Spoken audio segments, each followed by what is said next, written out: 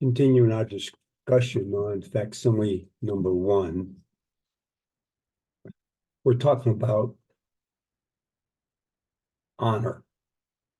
And another concept of honor is power.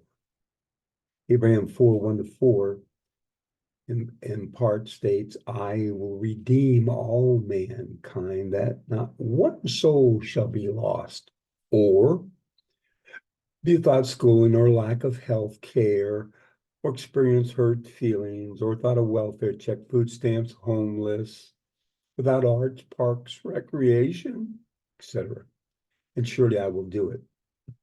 Wherefore, give me thine honor. Satan rebelled against me and sought to destroy the agency of man, and also that I should give unto him mine honor, my own power, When we honor God's commandments, we give God power in our lives. We return to him the agency with which he has endowed us. We say, thy will be done, not mine.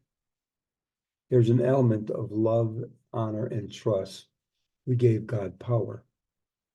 Every knee shall bow and every tongue confess pertains to this earth as it shall in every intelligent entity of his creation. The honor power we give God is contrasted with the devil was before Adam. He rebelled against me, saying, give me thine hour, which is my power. For where I am, they cannot come, for they have no power. President Nelson taught, the gospel of Jesus Christ is filled with his power, which is available to every earnestly seeking daughter or son of God. None other had so profound an influence as Jesus Christ upon all who had ever lived and will yet live upon this earth. The influence of Jesus Christ and his atonement is infinite. It gives us power to choose, and it gives us power to change as president. That's Elder Yamashita, the matchless gift of God's divine Son. The power to choose and change is of infinite value. In a numerical contest, 1/3 part of the host of heavens turned away from God. The other 2/3 parts supported Christ. What's a part? Not necessarily 1 in 3. Perhaps it's a portion of a number, separated, condensed by itself as a part of a nation or congregation. The number of intelligent entities acknowledging God and Christ far outnumbers those worshiping Satan. He and his angels lack the power. They lack the honor. All of Satan's servants human, children of God? Probably not. Moses 4:6, and Satan put it in the heart of the serpent, for he had drawn away many after him. Indicates to me some animals, for they have their agency, and some followed Satan. Satan wanted God's power to force all to be saved. He still uses force, and the prime example is government at all levels. I have an appendix, secret combinations, about 100 pages. From school board, city council, county commission, state, nation, world, new world order, agenda 2030 is a counterfeit of the millennium. Look up Christopherson's talk on sustainable societies. You'll love it. This new world of the United Nations claims is for a world peace, but they deny the true God. And they use force, deception, lies, innuendos, money, whoredoms, power to counterfeit a peaceful millennial reign of Christ. Now, I have no personal experience in sacrificing a human being, but look at this picture.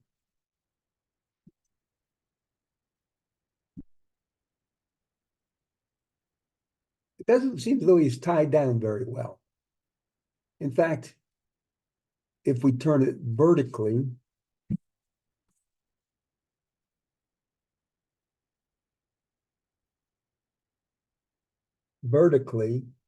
it looks to me like he's standing up, arms in the air, and he's walking somewhere. It reminds me of the old Westerns. Stick 'em up, Black Bart. Okay, Sheriff. I'm taking you to jail. Start walking. Now, you remember things like this, don't you? I surrender. I will consecrate myself to thee. I will surrender. I have no other gods before me. As our baptismal covenant would say, I will be a witness of thee at all times and all things in all places. What's excluded? It's the first commandment. No other gods before me. None, ever, anywheres. We're consecrated. He was consecrated. Put him on an altar. Oh, and it's all those gods, idols. What are our gods and our idols that we have to put under the altar when we consecrate? President Kimball explores some of these.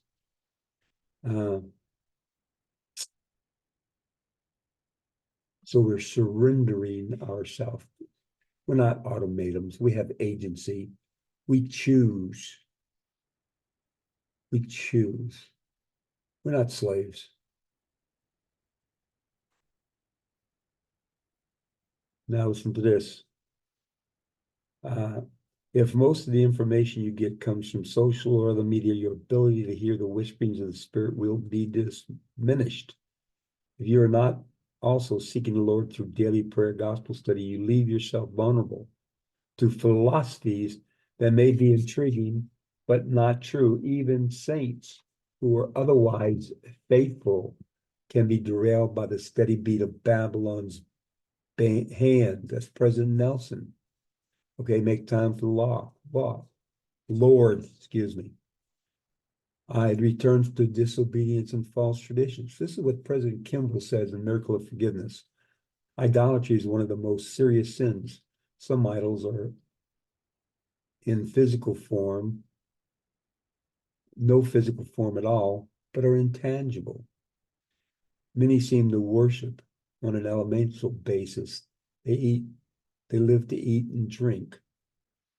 Modern idols or false gods can take such form as clothes, homes, businesses, machines, automobiles, pleasure boats, numerous other material deflectors from the path of godhood. Intangible things make just as ready gods. Degrees, letters, titles can become idols. Many young men decide to attend college when they should go on a mission first. Many people build and furnish a home and buy automobiles first, then find they cannot afford to pay tithing.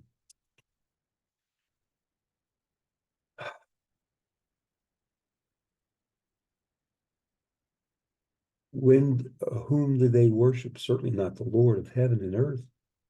For we serve whom we love and give first consideration to the object of our affection and desires. Young married couples who postpone parenthood until their degrees are attained might be shocked if their expressed preferences were labeled idolatry. That's President Kimball. This is an aside. This is from President Irony. We've been warned with counsel of where to find safety from sin and sorrow. One of the keys is recognizing warnings as they're repeated. For instance, more than once in these general conferences, you've heard one prophet say he would quote a preceding prophet, would therefore be a second witness, sometimes even a third. Each of us has listened and heard President Kimball's counsel on the importance of mother in the home. Then we heard President Benson quote him. We heard President Hinckley quote them both. The Apostle Paul says, in the mouth of two or three witnesses, every word's established. One of the ways we know that the warning is from the Lord is that the law of witnesses, authorized witnesses, has been invoked. When the words of the prophet seem repetitive, that should rivet our attention, fill our hearts with gratitude to live in such a blessed time. Returning to President Kimball, their rationalization gives them degrees at the expense of children. It is justifiable exchange. Whom do they love and worship, themselves or God? Other couples, recognizing life is not intended primarily for comforts, ease, and luxuries, complete their education while they move forward with full lives, having children, giving church and community service. Many worship the hunt, the fishing trip, the vacation, the weekend picnics and outings. Others have their idols in games of sports, baseball, football, bullfight, golf. Still another image men worship is that of power and prestige. Many will trample underfoot the spiritual and often the ethical values in their climb to success. Thank you very much.